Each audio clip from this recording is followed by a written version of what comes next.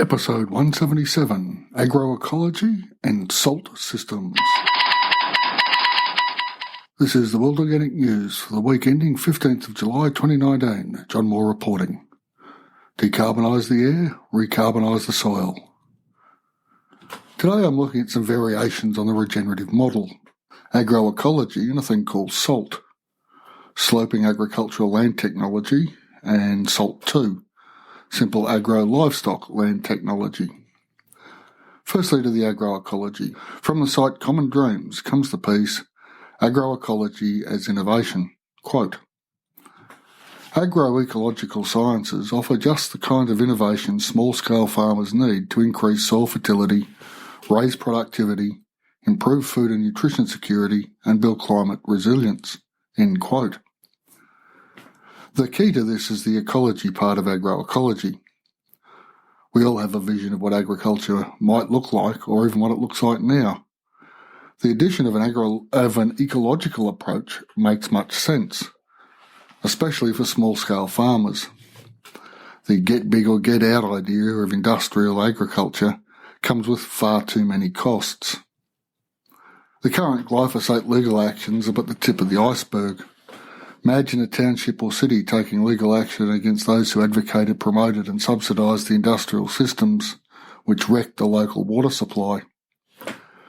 This sort of legal action would make the Monsanto Bayer legal issues look like a Sunday school picnic. The answer, as I'm sure we're all on board with now, is to farm in a manner that utilises natural systems rather than brute force attempts to meld nature to our ways. The latter works for a little while in geological terms, but the costs are enormous. It appears the UN of all institutions is on board with this too. Quote, recently, the high-level panel of experts of the UN Food and Agricultural Organization released its much-anticipated report on agroecology. The report signals a continuing shift in emphasis in the UN agency's approach to agricultural development. As outgoing FAO Director General Jose Graciano da Silva has indicated, we need to promote a transformative change in the way that we produce and consume food. We need to put forward sustainable food systems that offer healthy and nutritious food and also preserve the environment. Agroecology can offer several contributions to this process. End quote. Apart from still being stuck on the older idea of sustainability, which is no longer an option, we need to regenerate natural life-sustaining system. The quote points to some hopeful options. The basis of agroecology is agriculture that utilises those natural systems I've been banging on about for years now. This means utilising what is on hand right now. It means planting and grazing with appropriate plants and animals to increase the biological activity within the soils. As an aside, this used to be fairly common knowledge and practice.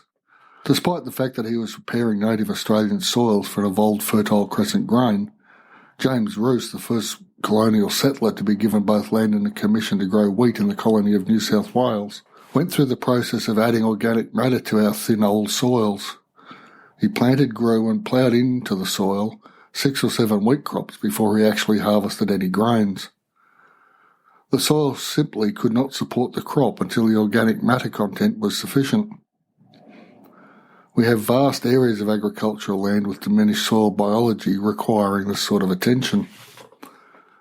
Some of the more modern techniques of agroecology, these are in an African setting, are as follows. Quote, biological pest control. Scientist Hans Herren won a World Food Prize for halting the spread of a cassava pest in Africa by introducing a wasp that naturally controlled the infestation. Then there's push-pull technology, using a scientifically proven mix of crops to push pests away from food crops and pull them out of the field. Farmers have been able to reduce pesticide use while increasing productivity. There's also participatory plant breeding. Agronomists work with farmers to identify the most productive and desirable seed varieties and improve them through careful seed selection and farm management. In the process, degraded local varieties can be improved or replaced with locally adapted alternatives. Agroforestry. A wide range of scientists has demonstrated the soil building potential of incorporating trees and cover crops onto small-scale farms. Carefully selected tree varieties can fix nitrogen in the soil, reduce erosion, and give farmers a much-needed cash crop while restoring degraded land. And small livestock. Reintroducing goats or other small livestock onto farms has been shown to provide farmers with a sustainable source of manure while adding needed protein to local diets. Science-driven production of compost can dramatically improve soil quality, end quote. It all seems so obvious when contrasted with the high input, read high cost alternative of industrial ag. I'd recommend a full read of the article. It is quite an inspiring piece. Now to the salt systems. When I first encountered this technology, I was looking at two things: alley farming and a block of land that was far from level. The salt system as it was originally developed was implemented in the Philippines.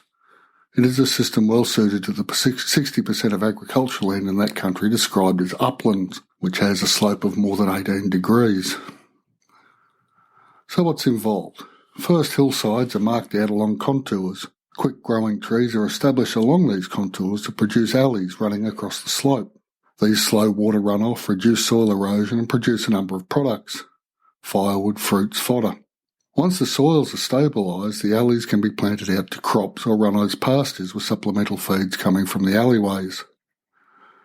The hedgerows on the contours can become a chop-and-drop operation where the contour lines of trees can be increased in size to become bunds.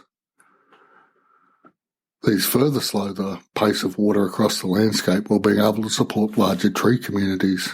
This system is a quite remarkable response based on local knowledge with very little outside inputs.